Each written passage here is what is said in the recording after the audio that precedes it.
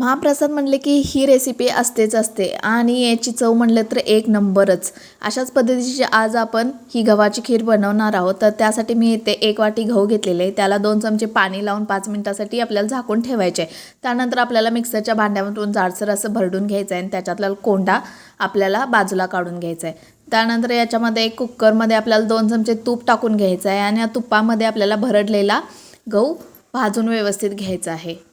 आता आपल्याला याच्यामध्ये गव्हाच्या 4 पट पाणी घालून घ्यायचं आहे. गहू आपला खपली गहू असल्यामुळे पटकन हा शिजला जातो आणि या कुकरच्या आपल्याला मंद गॅसवर 4 शिट्ट्या काढून घ्यायच्या. तर तुम्ही बघू शकता की गहू आपला व्यवस्थित आता शिजलेला आहे.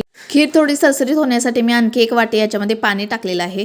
मीडियम गॅसवर आपल्याला हे व्यवस्थित असं मिक्स करून घ्यायचं आहे. त्यानंतर याच्यामध्ये आपल्याला गूळ पावडर टाकून घ्यायचं आहे. इथे मी 1 वाटीसाठी 2 वाटी गूळ पावडर घेतलेली आहे. त्यानंतर वेलची पूड टाकायची आहे.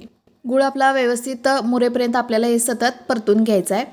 त्यानंतर आपल्याला याच्यामध्ये खिरीचा मसाला घालून घ्यायचा आहे, म्हणजेच ड्रायफ्रूट्स हे आपल्याला 1-2 मिनिटासाठी तुपामध्ये व्यवस्थित भाजून घ्यायचं आहे. त्यानंतर या खिरीमध्ये आपल्याला घालून एकदा परतून घ्यायचं आहे. त्यानंतर गॅस बारीक करायचा आहे आणि 2 मिनिटासाठी आपल्याला वाफेवर शिजवून घ्यायचं आहे.